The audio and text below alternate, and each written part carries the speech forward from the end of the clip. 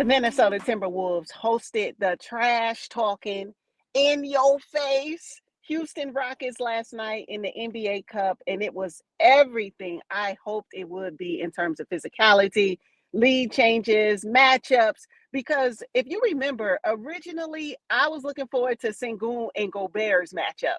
But as the game went on, I was like, oh, this Dylan Brooks and Julius Randle one?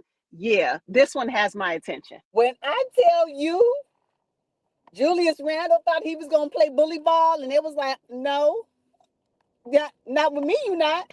When I tell you, Dylan Brooks was ready, ready, ready. And he had a really good game, though. Not only did he play physical, typical Dylan Brooks, but I mean, he was shooting it pretty good from three, ended the game with 22 points. You know, I was like, come on, Dylan. He was all, yelling at the crowd. And I was laughing because the Minnesota Timberwolves fan base was kind of, I don't know if they were ready for that. I loved it. You know what? What I think I love when I said, "Oh, the game is really on." When he got his technical, I said, "Yeah, that's the Dylan Brooks I know." Let's get started. When he got his technical, I said, "Yup, that's where we are." I love it. I love it. I love it. I said, "Oh no, he in rare form." I just hate that he went cold in the fourth. I hated that, right? Because it was almost like you did all this trash talking and now you go cold in the fourth. No, we need you to stay hot the whole game. But he did have a great game. I do agree with that.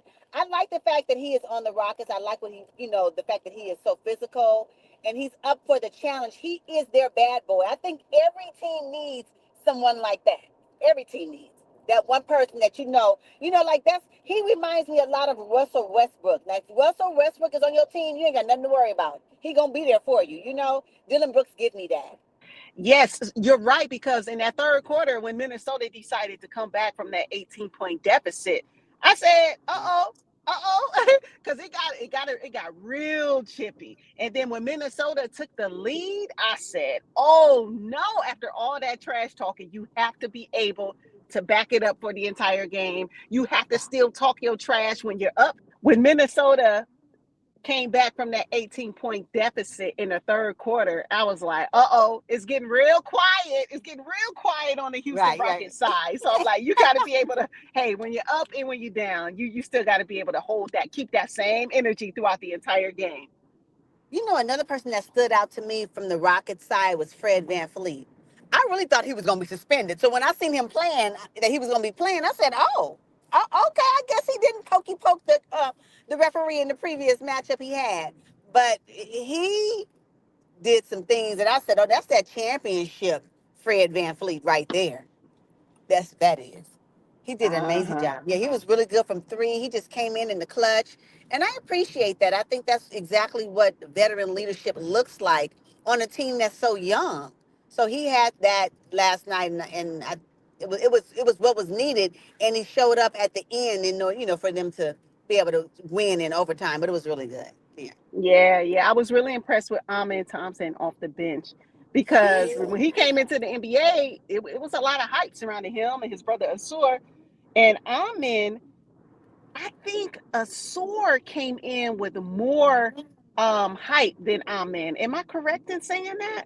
I want to say I agree with you on that, but last night he did that. I said, okay, he's getting real comfortable. This is his second season, right?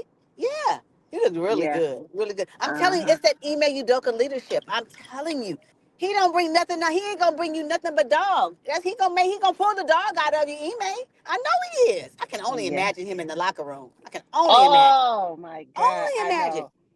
No, I think that's what it is. And you know what? The Rockets are doing so well. And then they secured their third win in the NBA Cup. They going to Vegas.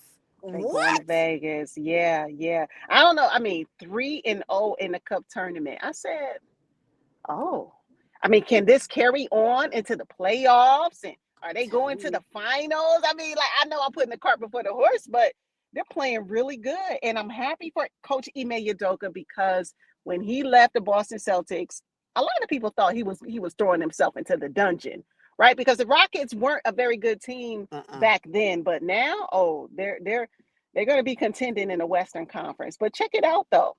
The Minnesota Timberwolves had 17 turnovers while Houston had 10.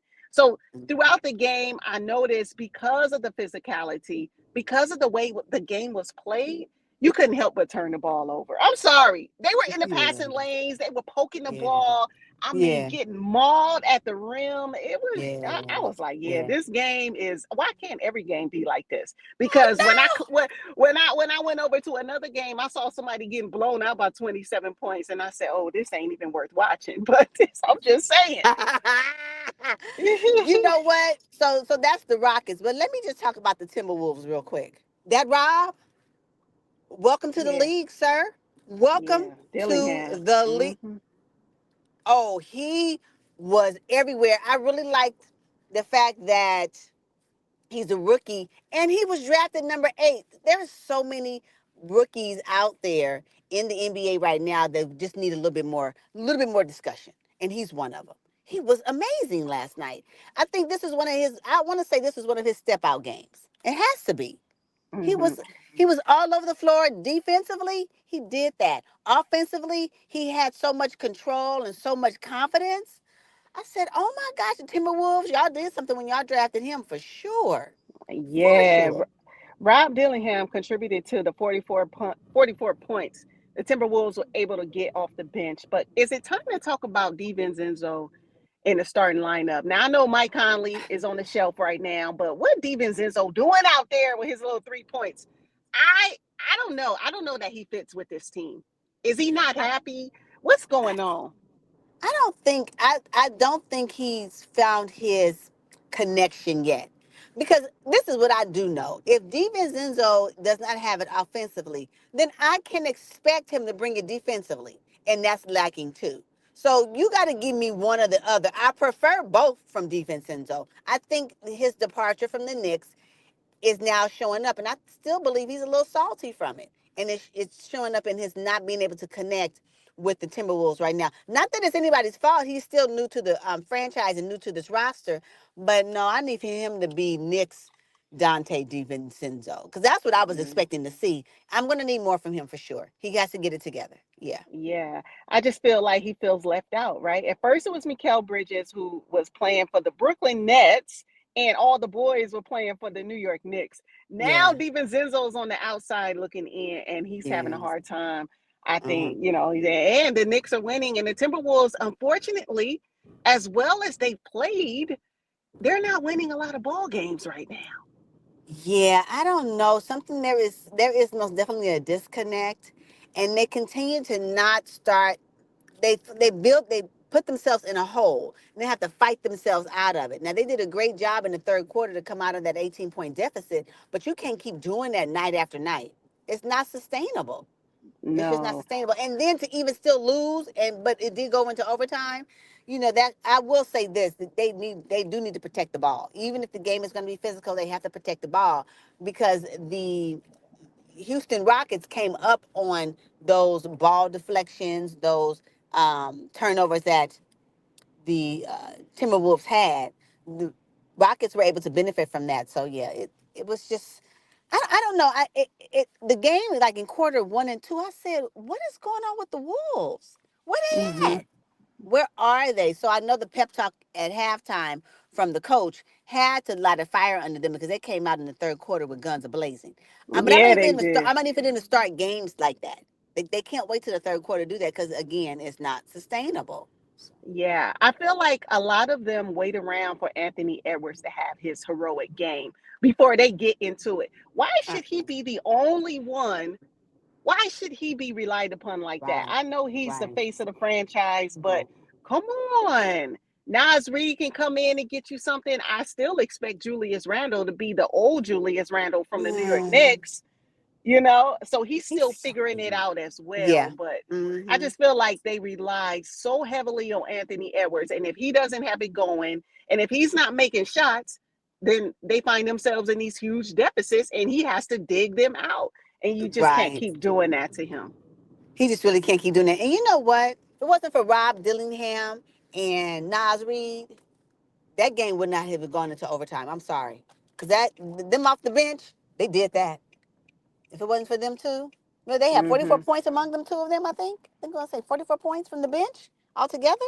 The Yeah. Timberwolves, if I'm not mistaken. That's Yeah. amazing. Yeah, Yeah. NAW chipped in as well, but the three of them, Nas, NAW, and Dilly, they call him Dilly, Yeah. right? Dillingham, Dilly.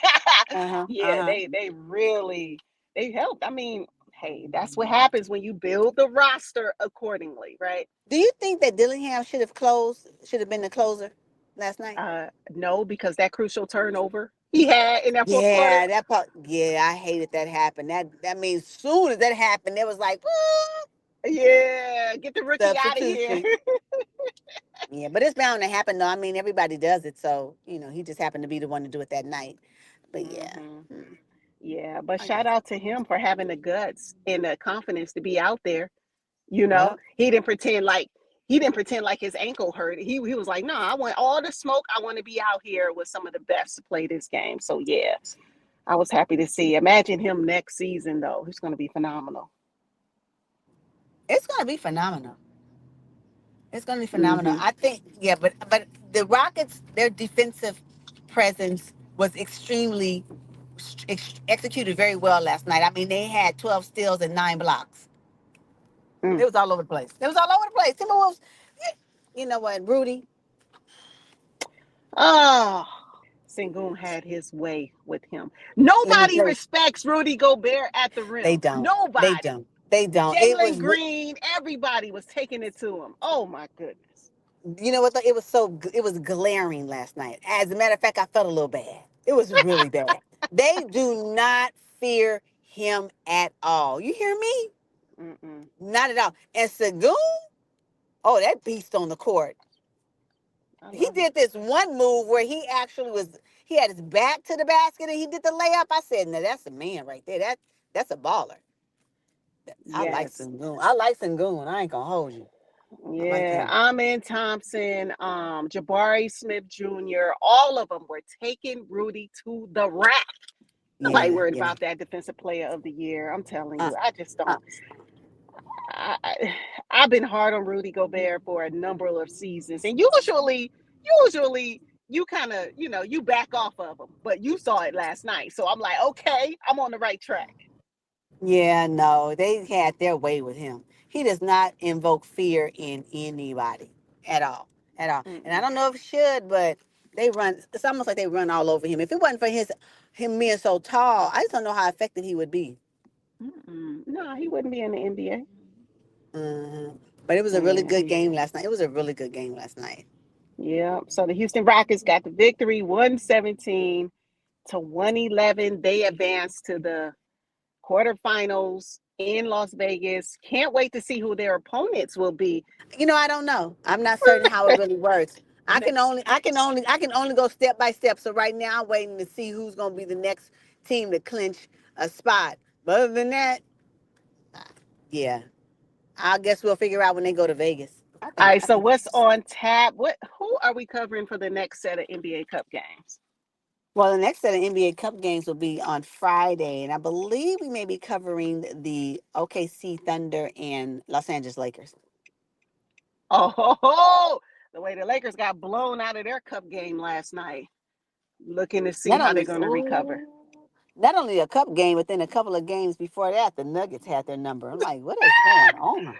Yeah, and then Franz Wagner did a number on them for the Orlando Magic. So yeah, Lakers in a little Right, slump, looking pretty right. bad.